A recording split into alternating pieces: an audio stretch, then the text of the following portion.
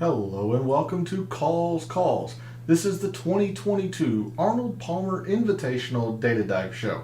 Quite a bit to get into. We have a full week, which means that the first announcement is make sure to tune in tomorrow night as I will do a complete rundown of the Puerto Rico Open, meaning the initial research, the data dive, and the DFS Tactics all in one night. So you don't want to miss that. Make sure you tune in for that tomorrow night at the same time, 9 p.m. Eastern. Let's get straight into the data. So the rest of the intro here, all statistics are from fantasynational.com. It's an amazing resource. It's going to make you a much better gambler, a much smarter DFS player. It's just the best tool out there, simply put. There are links to my social media in the description. This is where I post my betting cards, any interesting research that I find throughout the week and through the tournament. And also there is an email that if you want to be a part of bonus content, that's where you can reach out and make sure you are added to the distribution list. This is bonus videos and my tournament fact sheet with my best bets and value plays in DFS and whatnot. So if you want to be a part of that bonus content, make sure you reach out to the email in the description. And then finally, we are live.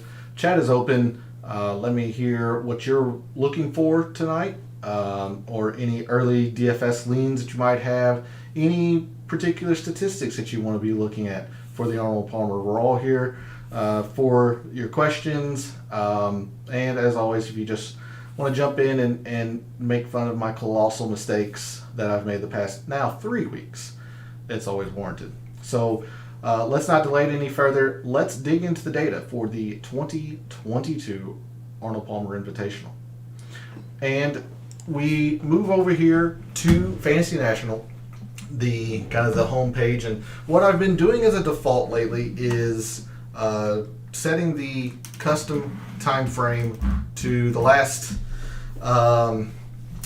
this custom date range to the Fortinet. So this past start of the PGA Tour season. And right now I just have it at the last 50 rounds, meaning I just want to get a comprehensive view of what everyone has done up to this point. And let me make sure I have chat up. So guys like Rory will have very, very few rounds. He won at the CJ Cup, and then he played at the Genesis, and that's it. So his metrics are going to be skewed because obviously when you have a sample size of 8 versus somebody like Denny McCarthy who has 42, Denny McCarthy's is much more stable in the sense that you know where he is at and where the state of his game is. And I mentioned last night in the initial research show, that was kind of my downfall this past week, specifically with Shane Lowry. I had seen some of his results overseas, but nothing, none of the underlying statistics, whether he had been putting well or, ball striking well. I just saw the end results. So it is important to note that until these guys start getting some more rounds here stateside, there's a good chance that they'll be a tad bit underrated. And I need to pay as much attention to that as well as I'm advising you. But we went over a few metrics last night when we finished our initial research going through the tournament fact sheet, looking at prior course conditions, course breakdowns, and such. But the one thing that I kept mentioning is that I was not sure how to approach proximity. And I'm still not, to be fair. And I was curious into seeing how much proximity played at the Honda this past week. Well, now that Fantasy National has the stats from the Honda in the database, we can actually go check. So let me see. We were at PGA National. And again, this is why Fantasy National is simply the best tool. You can go check whatever course really that you want, especially those that have been used on the PGA Tour, any historical tournament player. Again, it is just the best tool out there. But in terms of the Honda Classic, we talked all week about how if the 175 to 200 was going to be an important factor this week, since the majority of the approach shots come from there, especially in relation to the average tour event. So with that being said, the leader, I brought up the leaderboard, went to the proximity page, and here are the results from the 175 to 200. And it backs what I have been thinking all along, is that there really isn't a strong correlation. There really isn't, at least in terms of this year. And when you go back a few years, it's still the same. Now, if you sort on that particular statistic, you can see, I mean, Bo Hostler, top 20 was your leader. You have a miscut, a top 30, a middling, miscut, clunker. I mean, there is not a lot of strong correlation here. And like I mentioned, you go back a few years. We'll go 2021. We'll look at proximity. The 175 to 200, again, not a lot of correlation. You have some very high success, like Brandon Hagee. You have some terrible performance, like Adam Hadwin. Now, this was more so your cut makers as opposed to being all over the board like in 2022, but you still have a clunker, middling, 2 miscuts. Then there's Matt Jones, who won, another miscut. I mean, even 2020 was more of the same in terms of proximity. Now, there were a lot more positives in 2020, but again, there isn't a strong correlation. This is the strongest I have seen from for the Honda. It's still a middling to a clunker, to be fair, a middling. Then you have a run of very good success, a clunker, a miscut. So it was one of those things where I really wanted to, scrutinize myself, really, and is the analysis that I was going through and processing on the proximities specifically. Was it flawed, or was the data backing up what I was seeing? And I'm still standing by the fact that I don't think it plays nearly as much as what the graph says it should. So if we come back to the course breakdown for Bay Hill, we noticed that the majority of the approach shots, there we go, sorry, had to load it. The majority of the approach shots come from 200 plus. Now, again, how much is it going to matter? I don't really know. The data says that while is more important than usual on the proximities, it's still not one of the biggest factors. So how much weight, if any, do we put in? That's why I've been harping on it for the past couple of weeks. I really want to hear your all's opinion, in chat or in the comments after the show, or on the comments of the video. Let me know, what do you think? Because as much as I'm here to help you, I have no problem admitting when I don't know something. I don't want to give you wrong information, and when I do, I own it. Like the past 3 weeks, been wrong. So we'll see how much the 200 plus really plays as we really dig into the data tonight. But I wanted to start the show off with that, knowing I was harping on the proximity last night. I wanted to see the Honda specifically this past week, and now, yes, it's one tournament example, but prior results have been kind of the same, where it's been anywhere from mildly important to not important at all. So, but let's get back into the Arnold Palmer this week, and I'll try to do a couple of reviews here, and then we'll start getting into a lot more of the new data and the deep dive into it. But one of the first things we always do, and I'm going to remove the 2022 season filter, go back to April 1st. Actually, no, I need to go March 1st, because that will include last year's Bay Hill. And the more I thought about it today, the more I am going to focus solely on lightning green putting. It has been well known that these are some of the fastest greens on tour, if not the fastest.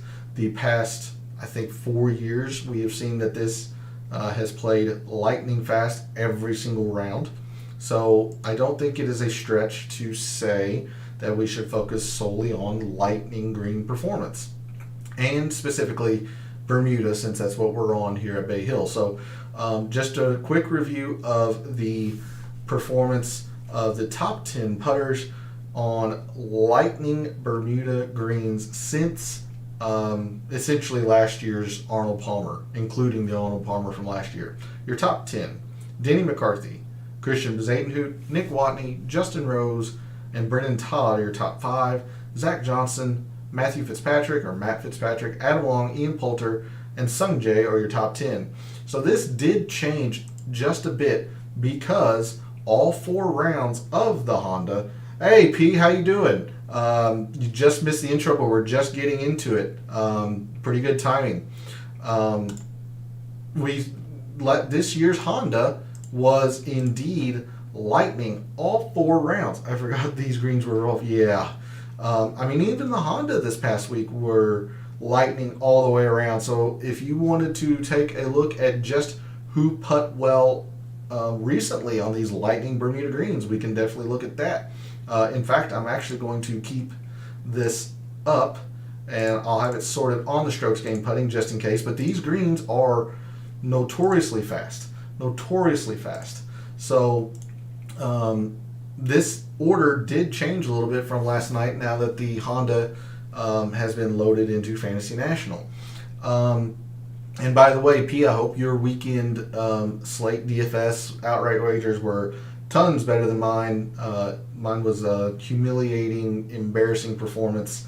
And I just got through rambling right after the intro about the proximity and how the majority of the shots come from 200 plus at the Arnold Palmer. And when I look back at the Honda, even though the majority of the approach shots came from 175 to 200 historically at that course, at the PGA National, it really wasn't a big indicator to success. So that's the one part of golf analytics that I will fully admit that I am the least confident in, and that's why I'm asking for everyone's opinion, in the comments or in chat. What do you all think? Do you put a lot of emphasis? Do you put none? And whatnot?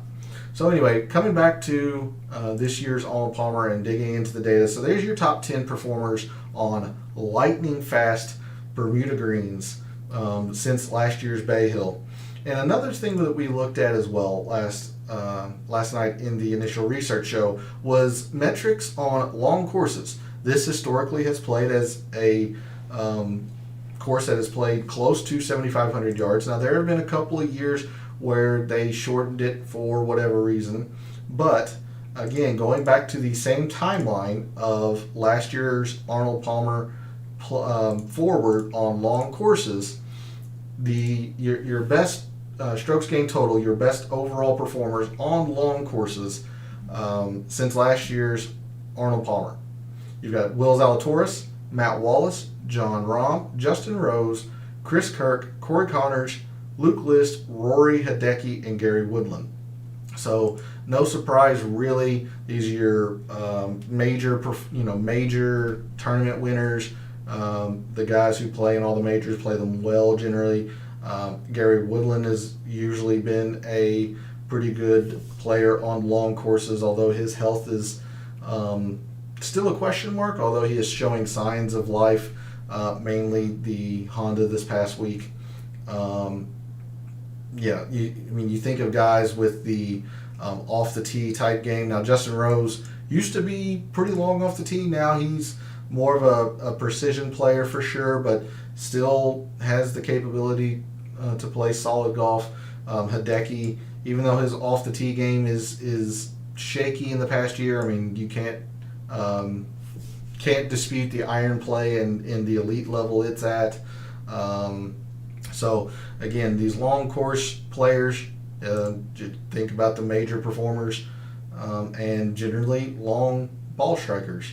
or long hitters off the tee. And seeing his name reminds me that Bryson Dechambeau has withdrawn from the event. That is the only name that I know of so far that has withdrawn, but Bryson has withdrawn from the tournament this year. So do make note of that. Let's see. Other than long courses and lightning fast Bermuda greens, we didn't really do a whole lot else in terms of what I like to call the umbrella stats, or the the overarching high level stats. I don't feel comfortable doing difficult just yet. Even though the past 2 years have been extremely difficult, this course has played easy for long stretches in the past. So I don't know. I don't think I'm going to use any scoring relative to par metrics. The only other thing that I would think about looking at, and I guess we'll take a look here, is long rough. This has traditionally been a very penal course when you're off the fairway. We withdrawn the member guest at Seminole. That field is crazy. I don't know. I just saw actually through a friend's notification that that he had withdrawn. So I don't know the reason. I just know that he is withdrawn. So if you find the reason, by all means put it in chat. Let me know, because I don't know the reason. But guys here, and we saw this in the course breakdown, which I'll jump to here just for a quick second.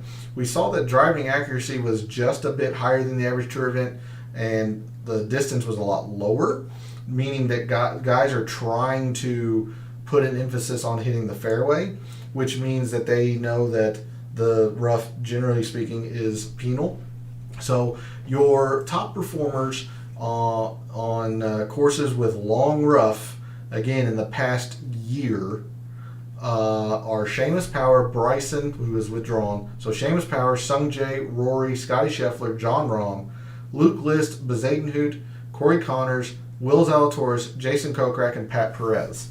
Those are your top 11, I guess, technically, with the ties of the best performers on long rough.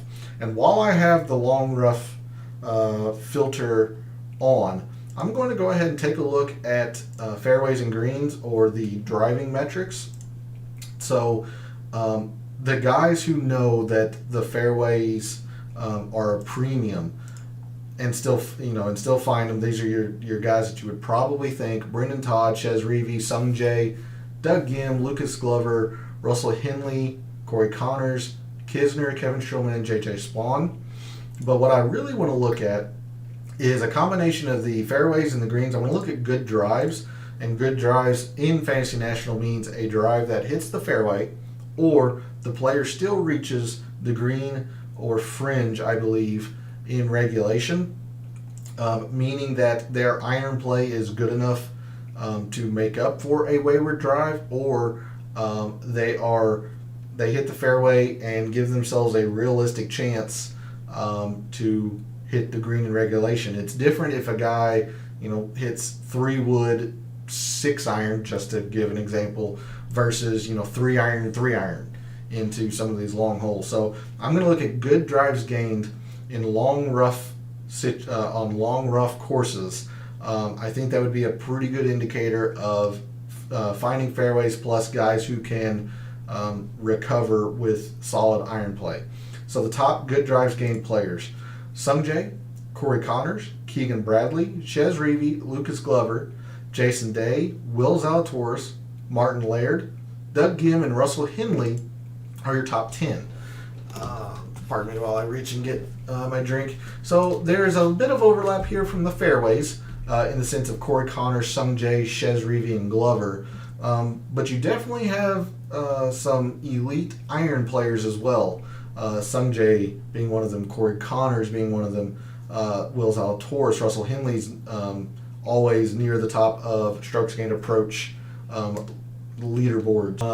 I think if I'm going to use anything off of this tab in the final data model, then it's going to be good drives gained and probably some sort of long rough metric here. Maybe even long rough and long course. I mean, we can take a look at it. I don't know if that is too narrow. It looks like it is. It's only 7 rounds. That might be a bit too narrow. Let's see what tournaments these are. So it's just Arnold Palmer and this past year's Farmers. I think that's probably a bit too narrow. Let's just look at long courses. So the same metric of good drives gained on long courses, and maybe we combine the two somehow in Excel or whatnot. But good drives gained on long courses. The top 10 players: Corey Connors, Will Zalatoris, Grayson Sigg, John Rahm, Keegan Bradley, Aaron Wise, Kevin Streelman, Tom Hoge, Chris Kirk, and Sung Jae. So a lot of overlap here. Connors, Will Zalatoris, Sung Jae, Lucas Glover is right outside the top 10. Was on the good drives gained on long rough. So good stuff there with the good drives gained. I definitely want to see over 7,400. I'm going to look at scrambling. And while around the green wasn't, it was important last year, but it was a bit of an outlier, and we'll see that later on in the show. I am thinking that scrambling is going to be a pretty good part because the final winning scores here are generally about 11 or 12 under, which is a pretty difficult. That's rated as pretty difficult for a winning score. So I'm going to take the custom range filter off. Going to go to 2022 season. And yeah, let's just do all 50 rounds. That should be more than enough. The only problem is, like I mentioned right after the intro, P, if you missed it, like guys like Rory, let's see, like Padraig Harrington, these Europeans that haven't played over here stateside this calendar year.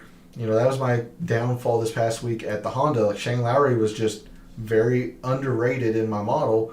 I just didn't have the stats on him. So just be aware of that these types of players are going to be, their data is much more volatile. Having 8 rounds versus somebody like Denny McCarthy's 42. Denny McCarthy's is much more stable. You get a very good feel for where his game's at. Whereas with Rory having 8 rounds, if he has 12 rounds after this week's Arnold Palmer and plays the lights out, it's going to show him potentially being better than John Rahm. It's just the way data works. You just want more of it to be more stable. But anyway, that long-winded explanation on data aside, your top 10 scramblers, and again, no filters, just scrambling. Your top 10 scramblers, since the start of the 2022 PGA Tour season, your top 10 scramblers: Stefan Jaeger, Sung Jae, Beau Hossler, Kevin Streelman, Rory Sabatini, K.H. Lee, Tom Hoge, Keith Mitchell, Denny McCarthy, and Michael Thompson. So if scrambling does come into play, which I think it will a little bit, again, a lot of times I will use scrambling with difficult because that's when it's most prevalent. But it's always good just to see, even if the course doesn't play difficult every round, just to see who can scramble their way around and get pars. Generally, I add this with something like bogeys avoided on difficult and whatnot. So speaking of bogeys, let's go ahead and take a look at that tab. Let's go birdies and bogeys. And again, I'm not confident that I need to use difficult metrics. So instead, what I'm going to use this week is I'm going to go with opportunities gained. And what an opportunity gained is, defined by Fantasy National, is birdie opportunities inside 15 feet from the green or fringe, plus greens or fringes under regulation. So on a par 5 or drivable par 4s, if a green or fringe under regulation within 15 feet counts as 2 opportunities. If a guy's got 15 feet on the green for birdie, that is 1 opportunity. But if he has 15 feet for eagle, That's 2 opportunities. So I did not want to butcher that, so I just went ahead and brought that up just to make sure it's clearly defined. So since the start of the 2022 season, and I'm definitely going to use long courses for this. I just want to see who gives themselves the best chances on long courses. And now, since I used 2022, I'm going to have to bring it back out and go with the last 12 months. So your top opportunities gained players on long courses in the past 12 months. You've got Tom Hoge, Will Zalatoris, Justin Rose, Victor Hovland, John Rahm, Chris Kirk, Cameron Young, Michael Thompson, Hideki, and Kevin Streelman. Now, the name that I'm kind of surprised to see up here is Michael Thompson. These other guys make a lot of sense. Hoge, he's got a win. Will Zalatoris, premium player. Victor, John Rahm. I mean, Cameron Young has set the world on fire. Very good player. Another Martin Laird week. Hey, what's going on, Richard? Honestly, I probably should have used a little bit of Martin Laird more than at all, actually. I didn't use him at all this past week, and he would have been a lot better than some of the other guys that I used. But we'll check into Martin Laird here in a bit. Let me round out the opportunities gained metric that I've been looking at here. And the one name that's surprising in the top 10 opportunities gained players that I'm seeing here is Michael Thompson. And this is coming off the Masters from last year, the Wells Fargo, and the Farmers. So not a lot of data, but he has been positive in all of the measured rounds. Now remember, the Masters, their data is proprietary, so we don't have all of the data. But in every single one of the rounds that are measured, he's been positive, including this past year's Farmers. So, I mean, you can't argue with the numbers there. So there's your top 10 opportunities gained players on long courses. I thought about Party Marty last week. Yeah, that was a very good suggestion from Richard. He had a lot of good stuff going for him. He ended up being just outside the top half of my data model, and I use generally the top half of the players in my rankings. So I didn't end up using him, and I probably should have. He would have performed a lot better than a lot of the other guys that I had used. Which, speaking to, I didn't see you last night, Richard, or at least you weren't in chat. I hope your weekend was a whole lot better than mine. I mentioned the P earlier. It was just a disaster of a performance for me. So the fact that you and everyone else continue to come back, I'm very appreciative, because it was embarrassing this past week, which I wouldn't have blamed you if you would have said, all right, see ya. You're a dumbass. Because I was a dumbass last week. But anyway, since he's right here, 14th in opportunities gained, let's take a look at Martin Laird. Let's look at good old Party Marty. Let's see. He is best on POA, but he's okay on the Bermuda surface. His irons have been great. The Genesis was fantastic. He is coming off of POA, in which he had a bad performance on the greens. I had some killer 5s or 6. Hey, that's awesome. That's awesome for you, P. I did not. I think I might have had a few 5 of 6s, and they were around Berger, who everybody had. I did not have any Straka. Didn't have any Lowry. Didn't have any. I did have a little bit of Keith Mitchell, but again, he was pretty chalky. So, I just wasn't making up ground on people, and the players that I did use, mainly like Chad Ramey was a pivot that I tried, Nick Hardy, and most of all, because it was right in the price range of Billy and Shane Lowry, I used a ton of Matthew Wolff. And if you missed last night's show, especially the ending of last night's show, the next time I mention Matthew Wolff, especially in the near future, but really the next time I mention using Matthew Wolff, just kick me in the nuts. We'll end it at that. Just kick me in the nuts. Anyway, so we'll come back to Party Marty here. Good iron play lately. He did have a bad Phoenix and made up for it on the greens, which those greens are Bermuda, so that's encouraging to see. Let's take a look at opportunity, or we were on opportunities gained. Let's take a look at distance and accuracy here. And I think I'm going to be focused on good drives gained this week. Wolf was... that's nice. That's a nice way to put it. I'm not very good at golf, and I'm not going to say that I could shoot what he did. I mean, he's a professional golfer, but I might have been able to give him a run for his money. Just maybe. Even if I have to hit pitching wedge off every tee, I'm not going to find the water as much as he did. Anyway, so good drives gained. Yeah, there's a lot to like here with Martin Laird. Has been either finding fairway. I mean, he's been finding a ton of fairways, but he's been finding his greens too, which speaks to the iron play. You might be onto something here, Richard. I'm gonna jump ahead a little bit. I do want to see some par 5 efficiency, and we're gonna look at par 5s quite a bit later on. The range that again, a bit of foreshadowing here. The range of par 5s that we're going to be focusing on, he seems pretty good. So Martin Laird might be popping up quite a bit for us tonight. I don't remember what his performance is historically at the API.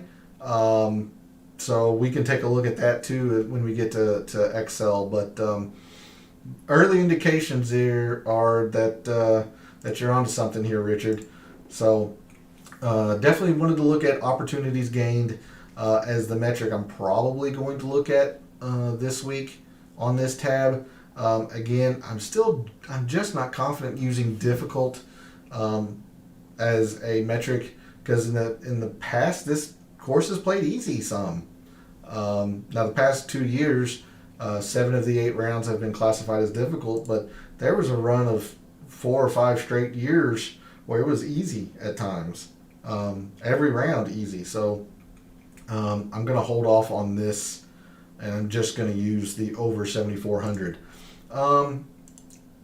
The other thing that we reviewed last night was the proximity, and I'm going to save that for a bit later because we're really going to get into that. But let's start looking at some specifics here on players that we might want to try to focus on. And because I have this over 7,400 yard filter still on, let's take a look at the players who hit their strokes gained approach best on long courses. So your top 10 strokes gained approach players on long courses. You've got Corey Connors, Will Zalatoris, Matt Wallace, Rory, Kevin Streelman, Michael Thompson, Lee Westwood, Hideki, Brandt Snedeker, that's a name, and Tom Hoge are your top 10. Let's see, is there anything else that I would want to see as far as long course? Probably not. If you all can think of something, by all means, jump in chat. But that seems to be the most prevalent, at least in my mind, stat to use on long courses, other than what we just looked at on the opportunities gained. Let's see. We looked at strokes gained putting on Lightning Bermuda. Anything else here on this tab in Fantasy National we might want to look at? And I'm going to go ahead and default to the 2022 PGA Tour season filter. I don't see much here. I think I'm going to start going into some pretty deep dives here. And which reminds me, let me bring up that's when we looked at earlier for the putting. Now that we're here, long par 3s all over 200. In fact, let's look at the course breakdown. I think you're right on 3/4. So you've got the extremely long one here. Okay, so 199. I mean, yeah, let's say it's just 200 because you're right. So when you put it like that, yes, this one here goes into this bucket here in the 199. So yes, all the par 3s are above 200 yards. And in this range, 3 of the 4 fall in this range. And generally, I'm just going to say 4 of 4 or 3.5 out of 4 because 231, when they move the tees around, move the pins, that can easily fall, in the 200 to 225 range. So I like what you're thinking there, Richard. We'll definitely take a look at that. But while I am thinking about it, let me bring up the tournament history and bring up past leaderboards. That way we can take a look and see what might be some outliers and what not. So let me have that tab up ready for you all. I think P was here for that announcement or notification, but yeah, you were because you were mentioned. But anyway, Richard, I don't know if you had seen Bryson Dechambeau has withdrawn from the event this week, so make sure you adjust for such in any rankings that you do, or when you're thinking about lineups and such. Bryson has withdrawn. Let's see. Let's think. So we looked at opportunities.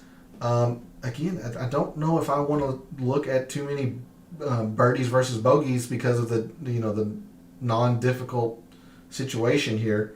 If anything, we can look at both. So, again, this is with no filter, just straight up birdies gained and bogeys avoided.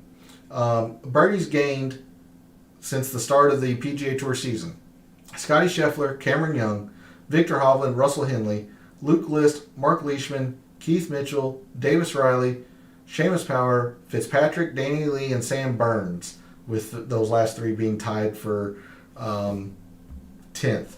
So instead of sorting on the bogeys avoided, we can just kind of take a look here and see which guys are kind of popping on both. Scotty Scheffler, 14th in bogeys, but best in birdies, so that's a darn good combination. You got Russell Henley 4th and 25th, Leishman 5th and 7th, Mitchell 7th and 13th, Seamus Power 9 and 4, 10 and 2 here from Sam Burns, Lonto Griffin 15th and 9th, Hoagie 17th and 10th.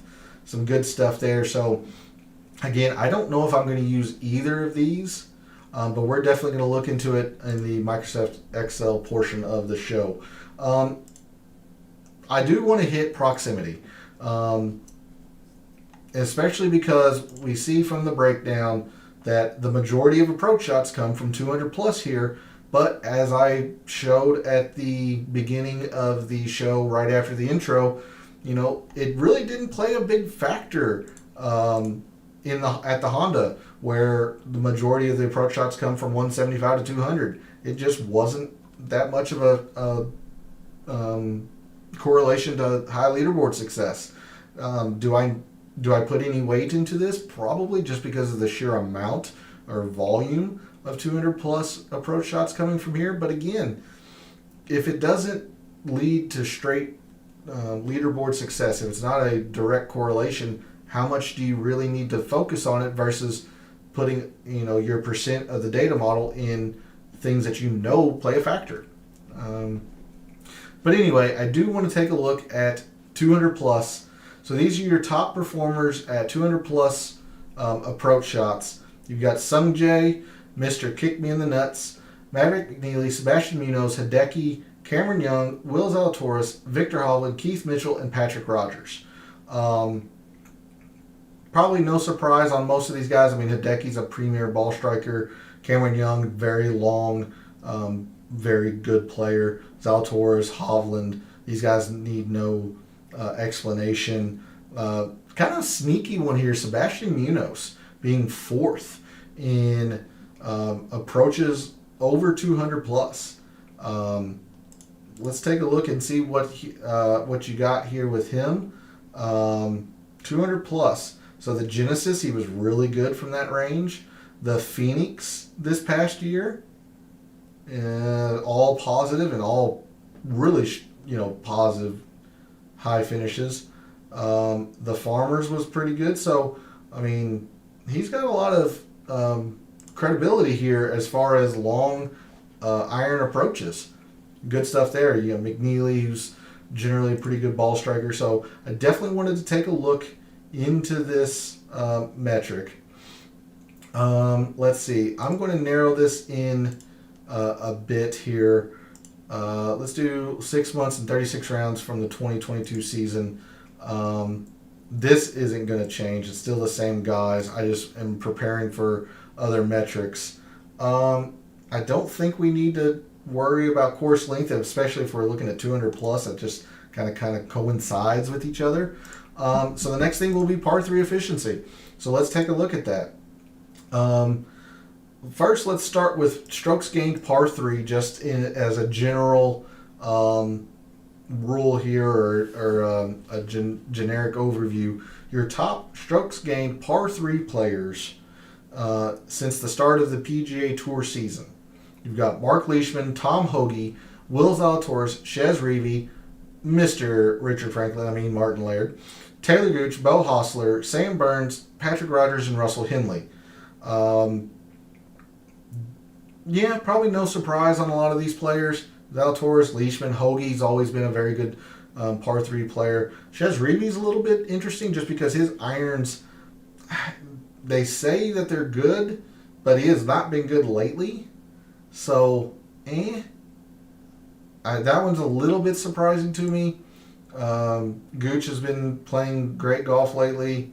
Beau Hossler, Sam Burns. So, there's your top strokes gained par 3. Let's take a look at the 2 different ranges, and 3/4 of the par 3, so 3 out of the 4 come in this range. So I think we're probably going to focus on this range mainly, although I'm sure some do sneak into this range here. So your top par 3 performers at par 3s longer than 200 yards, 200 to 225 specifically. Beau Hossler, Sam Burns, Tom Hoge, Taylor Gooch, Zach Johnson, Danny Lee, Mr. Kick Me in the Nuts, Cameron Young, Brendan Todd, and Cameron Champ. So a lot of bit of overlap here. You got Hossler, Burns, Hoge, Gooch.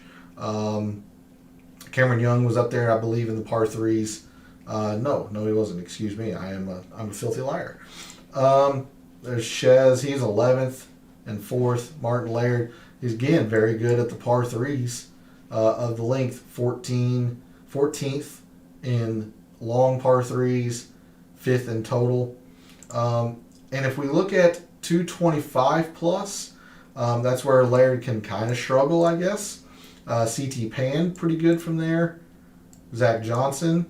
You've got Paul Casey, who's 4th best on the extremely long par 3s. Billy Horschel, 12th in par 3s and 4th in the long, and 27th really on the 200 to 225. So he looks like to be one of the more complete par 3 players, at least in the ranges that are important here at the API. Will Zalatoris, probably a little bit here, 3rd, 39th, and 10th. Pretty good combination there. All right. So if I did add the difficult, which I'm still not entirely confident in, but if I did add difficult, rounds that are difficult, let's see, that's just 9. Oh, I need to take off the 2022 filter. All right. Strokes gained par 3 on difficult courses, difficult rounds to par. Taylor Gooch, Patrick Reed, Chris Kirk, Gary Woodland, Zach Johnson, Jason Kokrak, Denny McCarthy, John Rahm, Hideki, and Mark Leishman, and Danny Lee. So 11, 2 tied for 10th. Instead of sorting it, we'll just kind of take a look here. You got Taylor Gooch first, but falls all the way down to 69th in extremely long par 3s on difficult courses. You got Chris Kirk, 3rd, 53rd, and 10th. Hideki, 9th, 20th, and 1st. Leishman, 10th, 44th, and 5th. All right. So again, make sure that you know that the second sorting is with the difficult to par filter on. But I'm not nearly as confident in that as I am just looking at a pure strokes gained look, because I don't think I'm going to use any difficult metrics. Let's look at par 4s. Joey, hey, what's up? Thanks for tuning in. your DFS couldn't have been as bad as mine, as we've been talking about with P and Richard. P sounds like he had a decent bit of success this past week. Darnell, who was on last night, said it was one of his worst weeks in a while. I took a beating. That's the only way to put it. So we're on to the Arnold Palmer, and we're going to forget last week even existed. I don't know what you're talking about. Stroke game par 4, your top players in the 2022 PGA Tour season. Top performers on par 4s: Cameron Young, Scotty Scheffler, Sung Jae, Jon Rahm, Seamus Power, Russell Henley, Denny McCarthy, Lonto, Luke List, and Justin Rose. Good stuff there. And as I went through Fantasy National and took a look at prior years, I found that even though only 3 of the par 5s fall in this range, it looked like it was the 400 to 450 that was the more correlating success, correlating to high leaderboard success for the API, at least in the past 5 years. I mean, this is a pretty darn strong correlation here. Top 10, 5, 5, 5, 20, 25, middling, to be fair. Runner-up, top 5, top 10, top 10, top 10. I mean, that's just, that's a strong correlation. Lost 25% of my entry, but could have been worse. Yeah, it can always be worse, although I might challenge accept that because mine was brutal and really, really bad. But, unfortunately, it just seems like it was one of those weeks. You struggled, Darnell struggled. P sounds like he had some good 5 of 6 lineups. I didn't have any 6 of 6s, and the 5 of 6s I had weren't unique. So let's come back here to the par 4s. Let's go to 2020, and you got the par 4s here, and again 400 to 450. It's a top 20, top 5, top 5, top 25, and then this extended run of very good performances. I mean, a top 25, I would say, is a good performance. You might argue otherwise, especially being the player that it is. But generally, if you're in the top 25, you're getting a lot of points on DraftKings. These are the guys that, maybe have a couple of chips or a couple of putts run, and, they're starting to threat for your outright wager wins. So 400, 450, very, very strong, like it was in 2021. The 450 to 500, not to say that it's not important. You still have a good bit of high leaderboard success. But then you have like Charles Howell, who missed the cut, who was top 5 in that stat. And you generally just have more of your cut makers as opposed to the extremely strong correlation here at this range. And then we'll just take 2019 just to make sure it wasn't a 2-year sample. To be fair, this one was a bit less correlating. You do have a middling to clunker from Graham McDowell, and you have a couple of missed cuts up here, but then there's a decent run of good performance. 450 to 500. Even though you've got a good bit of success up top, I mean, you got a lot of missed cuts as well. So if you just sort by this, honestly, it might have been the 350 to 400 for this year. But once you start coming down into the top, maybe 23 to top 29, you've got a little bit of red here, but you start to come down here and you've got a lot of red. So it kind of balances out when you take a more overall view. So during my research today, I found that 400 to 450 was the range of par 4s that we wanted to focus on. So with that being said, we went over your top strokes gained par 4 players. Let's look at par 4s 400 to 450. And those players, the top 10 are Seamus Power, Cameron Tringale, Cameron Young, Adam Scott, Jon Rahm, Nick Watney, Denny McCarthy, Sung Jae, Corey Connors, JJ Spawn, and Kevin Kisner. All right. Good stuff there. You've got a little bit of overlap from the par 3s. Cameron Young is probably, Denny McCarthy was close on the par 3s. I think he was in the top 15 or so. Sung Jae. I don't remember Spawn or Kisner being up there. All right, so good stuff here. And then finally, because it is the most important strokes gained by hole by par, we're going to look at par fives. Last week at the Honda, it was mitigated. It was more about the par threes. This week, it's about the par fives. You just have, because the par threes are so very difficult here, and some of the par fours, you just have to be able to score on the par fives. That's where you're going to get your strokes back. So, strokes gained par 5, at least last year, fairly important. Again, maybe not as important as you might think, but it was certainly more important than the Honda. And if we look at a particular length of par 5, it's this one here, as 3 of the 4 fall into this range bucket here. With the exception that I believe it's the 6th hole. Yeah, the Bryson driving over the water par 5. That plays to 555, so that easily can fall into this range here. But 3 of the 4, at least on the scorecard, measure to here. So we're probably going to be looking mainly at this range of par 5s. And there wasn't a ton of strong correlation from 2021. 2020, a little bit stronger. I mean, you still have your middling to clunkers, but you've got a good run of top 10s here, a good run of top 10s and a top 20 here. Leader was top 20. And then 2019, you have, again, I mean, your first miscut is down here at Kyle Stanley, which is about, maybe 15 deep or so. But you do have, like Bryson in 2019 was middling. You had some middlings and 2 clunkers, but you had some decent success up here. Compared to just regular par 5s, it's about the same, really. It looks like maybe 500 to 550 was a bit more important in 2019. But again, I'm probably going to be focusing on this.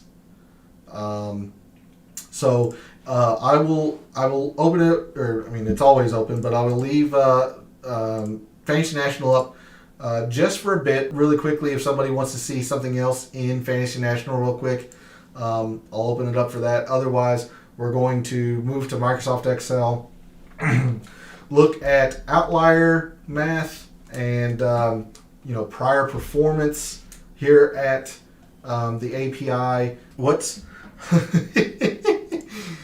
Excellent. Let me see here. Just go to strokes gained total. He's not there. So, Mr. Bingo. I'm assuming that's who you mean, Richard, because that's a pretty funny take on it. Let's see. At least overall wise, since he won the Palmetto, to be honest with you, it hasn't been a great run of high leaderboard success. I mean, he had top 25 the Century, but again, you've got, that's out of 33 players, so it was bottom third. The Phoenix was, a top 25. He played okay, but I mean, these other performances, miscuts and whatnot, hasn't been great, to be fair. Let's take a look at, proximities. If it'll load. Fantasy National's been having a little trouble today. I tried to load OWGR, official World Golf Ranking. It was slow today. Anyway, so if there is a positive for Gary Kigo in terms of approach, he is best at long approaches. So that's something. Take a very quick look. We'll look at long par 3s, which means the longest par 3s he's okay. He's about field average on the most prevalent range here. Take a look at par 5s. 550 to 600 is his range. So there's enough. Again, this is going to sound like a cop-out. There's enough to be worried, but there are signs of potential, I guess is how I'll put that.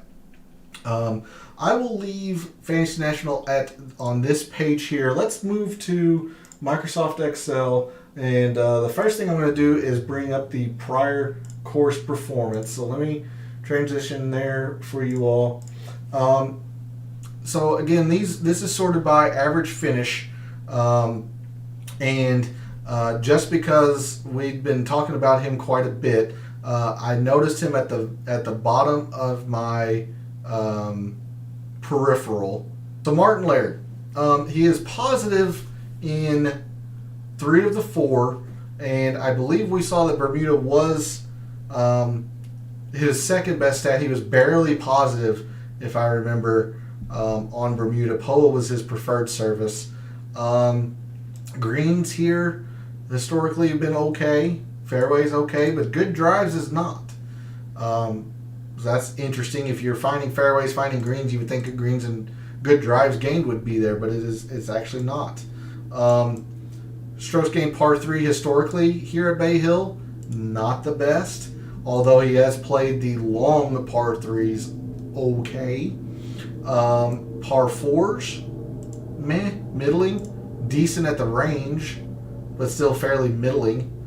Par 5s are okay, but the big thing I just saw, out of the corner of my eye, this proximity, and the proximity at 200 plus, specifically at Bay Hill, he has been very good at. So 3 for 4 in cuts made for Martin Laird. Sorry, I have done that now a couple of times, and that's explaining how good my weekend was and such. 3 of the 4 umbrella stats are positive. Nothing world beating, but usable, serviceable, definitely in DFS, I would imagine. Again, I don't focus on DFS until Wednesday, so I don't know anything about pricing or projected ownerships or anything like that. Greens are solid. Fairways are solid. Good drives is negative for whatever reason. He avoids his bogeys fairly well. Sorry, you can't see that. Avoids his bogeys fairly well. So, yeah, I can see Martin Laird a little bit, absolutely. But let's take a more grand view here. Again, I just happened to see Martin Laird out of the corner of my eye at the bottom of the screen when I first pulled it up. So, first thing I want to do is sort, now that we know some specifics on distances and whatnot, let's take a look first at good drives gained and see historically who has played or done well in that category. So your leader is Russell Henley, Doug Gim being second, but look, they each only have one event. So, I mean, while Russell Henley generally hits a bunch of fairways, is very good with the irons, this stat makes sense, but it is one tournament, so don't go too crazy on it. Same for Doug Gim. Now, Rory, third best in good drives. He's 5 for 5 in the past 5 years. No finish worse than the top 10. I think even with John Rahm in the field, I think I would have to make Rory the favorite, only because, I mean, he's a lot of it being predicated on the prior success. John Rahm has not played this event in the last 5 years. I don't think he's played it at all in his career, but I know he hasn't in the past 5 years. So that's why I would probably put Rory as the favorite. You just can't argue with no finishes worse than a top 10. But in the rest of the good drives here, you got Will Zalatoris, we saw in the in Fantasy National, again, just one tournament, Brandon Steele. Denny McCarthy, 1 for 2. Kevin Struman, 3 for 4. There's Sungjae, who's 3 for 3 with an average of a top 10. Hideki, 5 for 5. Now, an average finish of 40th, so not as prominent. A lot of it predicated on the lack of putting, which is Hideki doing Hideki things. There's Kokrak, who's been good at good drives. Good stuff there. I don't want to spend too much time on this. Let's look at the par 3s, and I'm going to focus mainly on the 200 to 225. Again, we can take a more comprehensive view Wednesday night in the data or in the DFS Tactics. But of the guys who have played this event in the past, Adam Schenk, again, just one tournament. You have Carlos Ortiz, who's 1 for 2. He's played the par 3s well. Troy Merritt. There's Rory again. Taylor Gooch. Victor Hovland. Leishman. Your last week's champion, Seb Straka, has played these well, but is 0 for 2 here at Bay Hill. There's Luke List, 4 for 4. Rose, 3 for 4. Again, I know Richard and P were here. Joey, if you didn't notice, Bryson has withdrawn. So any wagers or early DFS lineups you have submitted need to check on Dechambeau. There's Tommy Fleetwood, who's played this event pretty darn well in the past. Schwartzel, Paul Casey. Last thing I want to look at, because we looked at 200 plus last night in the initial research show from this spreadsheet. The last thing I want to look at is the 400 to 450 par 4s. And, okay, right in the middle of your screen here. So, Max Homa, 2 for 2 with a top 20. All right, Scotty Scheffler, top 15 is one performance. Bezadenhout, there's Leishman, Andrew Putnam, McNeely, Hideki again, Brandon Grace, Tom Hoagie, Matt Wallace. I'm not seeing a lot of love for Matt Wallace. He's played this event very well in the past. 3 for 3 with an average of a top 20, 16th to be precise. There's Chris Kirk. He's played this event well. Steele again, McCarthy, Victor Hovland, 3 for 3. Fitzpatrick, 4 for 5. There's Martin Laird, 3 for 4. All right. So there's a look at some of the performance specifically at the Arnold Palmer. I'm going to sort this by average finish in case we come back to it one more time. But what I'm going to do next, I'm going to show you the outlier math and probably finish up on the course detail or comparison course. So again, just a reminder, anything in red is what I consider a negative outlier. It played much more important than what it normally does. The lower the consistency number, that means the more consistent it is. And again, the lower the number here, the more important it is. So when you take out 2019 from strokes gained approach, it rises to about a 35 in importance, but very, very consistent. Same with around the green. We saw that around the green was really important last year. It was even more important in 2018, but a lot of times it just doesn't play that important. So I don't know how much I'm going to put in around the green, if any. Putting has been kind of all over the map, but has always been pretty important. So I didn't try to remove outliers. I just know that it was important. Fairways doesn't seemingly not important. And this is why I was speaking to good drives. Good drives has been very important and very consistent. So that seems to be the metric on that tab to focus on. Perhaps a little bit in greens, because this is what I call a positive outlier in the sense that it played less important this year than it normally does. So that means when it's highlighted in blue, the actual importance will come down, meaning better. But yeah, so maybe greens, but I'm really looking at this good drives gained, to be fair. Birdies and bogeys, kind of torn on the fence about it. They're both roughly the same, but when you take out this high outlier from last year, they're about the same, 26.79, 26.26. They're both roughly the same amount of consistency. I don't know. Be interested to hear your all's take. Really would be. That's interesting because they're almost the exact same. So do you put them both in there? Do you negate both of them? Who knows? We'll like to hear your opinion. Par 3s, very, very important. To Richard's point, very, very important and very consistent. Now this is a bit of an outlier here in the sense that if you remove the year 2019 when it was really, really important, it comes up to a 40. The reason why I don't have the 225 plus up there, even though there is one on the scorecard, I believe there was a year, yeah. So anytime there is a year that doesn't have one, I just remove it.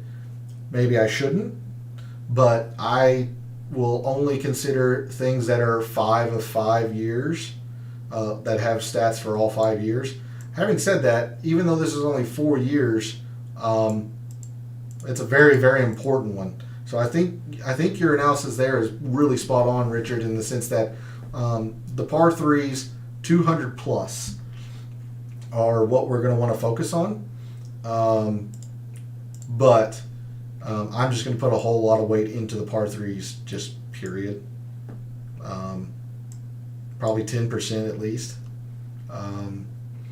But there is a look at the par threes, par fours. Again, I'm just a big advocate. It's the most important metric on the PGA Tour. You can see how low the number is, how consistent the number has been, especially here. We see the 400 to 450. You take out this outlier, it comes down to almost under 30. That is ridiculously important. And to be fair, 350 to 400 is somewhat important as well. And very consistent, both of them. So par fours, and I'm probably going to put quite a bit of weight in the 400 to 450s. Par fives, while they are important, especially more important than they were at the Honda, a little bit less so. It's still a 33, but it's not as important as the par fours, and I can't remember what the number was on the par threes. 30, 35. So I mean, technically a little bit more important, the par fives than the par threes, but not by much, which makes sense. You gotta be able to score on the par fives at this course. I was looking at 550 to 600. It's still the most prevalent of the par five lengths. Again, 0 to 500 is really just one hole. When they move the tees around, do you really want to focus on that? The historical results say no.